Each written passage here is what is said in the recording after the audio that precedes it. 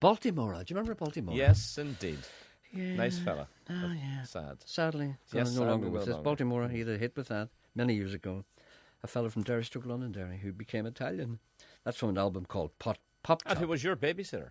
He was. Yes. That's right. I remember him very well. It was great.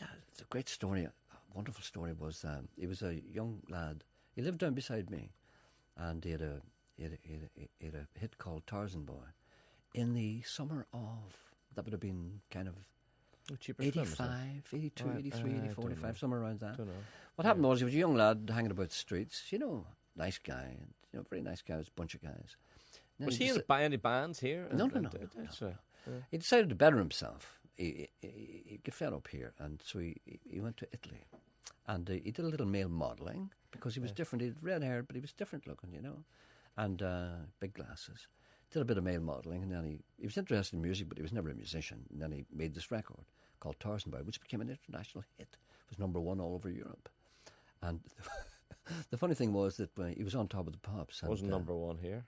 No, it wasn't number one here. Number one all over Europe, I said. Number two here. You're so picky. No, just ruined the story. No. You ruined the whole flow there of the story. You'll never understand that. It's very important not to stop a man when he's cooking, when he's on a roll. See, for a small, piddling little point like that. Yeah. It wasn't number one, it was number two. Yes, he got the number Stop. two. I know. But I said it was number one all over Europe. He said, no, not here, it wasn't. You see, a pedant. That's what you are.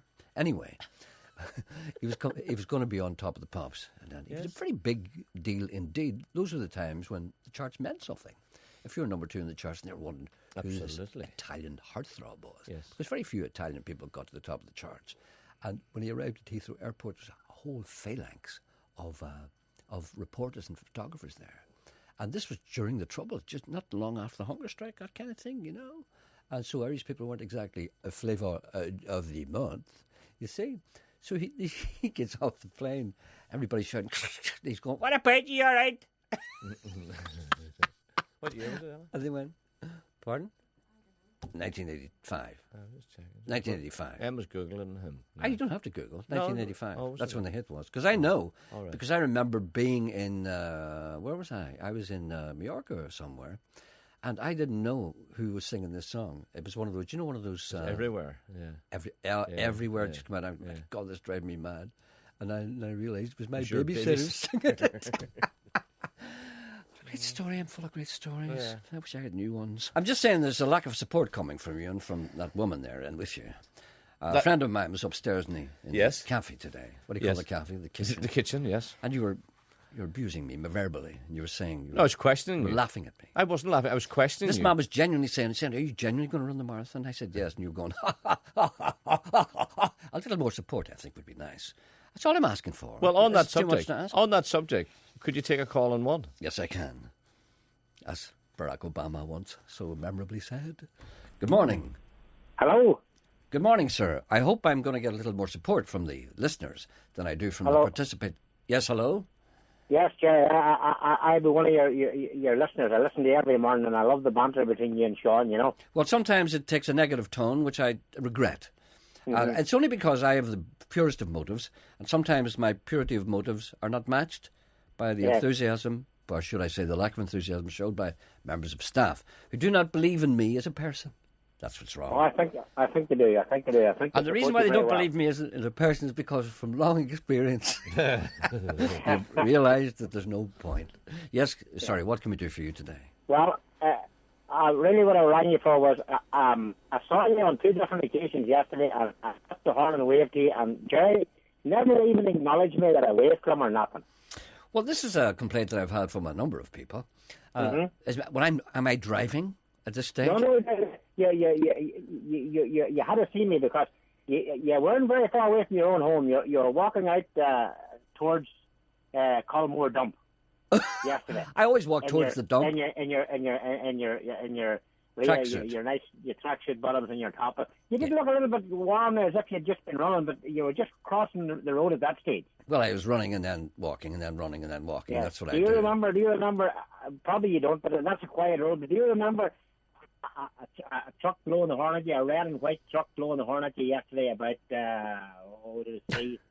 possibly in around Half 12, 1 o'clock. No, it wouldn't have been that time. It would have been later, probably around... Maybe a bit later. Yeah, I'd say probably around between 3 and 5. Yeah, and then on the way, when I went into Derry, because we're working out of the Aberdeen barracks there. Yes. Was on it, and when I was coming back out of the dumping in, the next time you were just coming towards the dump from the far side of the Culmore Road, and I blew the horn, waved at you, but Jerry he just completely ignored me. Well, let me just explain to you my rationale behind that behaviour.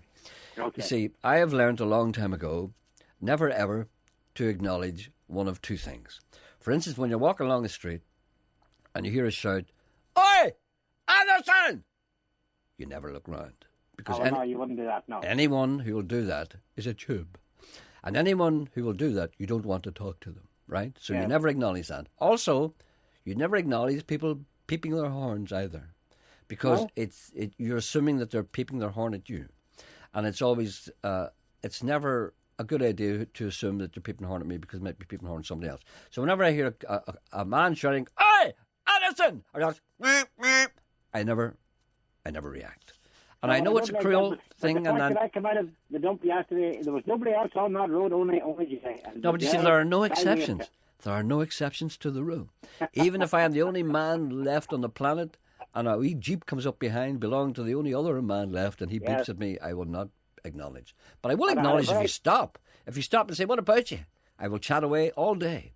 But I will not... I'll watch for you again, because I'll be down there regular. Well, okay, next time you come along, don't be beeping at me. Stop and we'll have a chat. Oh, great. I had a friend of yours with me as well yesterday. He said that you and him frequent, on an odd occasion. He lives up at the top of the road. Just when you go up to the top of the road to the main road, you turn left. Well, he just lives there on the right-hand side. And okay, then. He's got trucks of his own. All right, then. This is a very bad line here, actually. You're breaking up just a wee bit. Okay, well, listen, next time, don't be peeping your horn at me. Stop and we'll have a chat as men do. All right, then. God bless you. I'll hold you there. Thank you very much, Jerry. Bye. Have a good day. Thank you. Bye. You see, that can be interpreted as antisocial. Now, can I ask you, if you're walking along the road and a man shouts, "Oi, Kyle!" do you react? Do you look around to see who it is? Depends.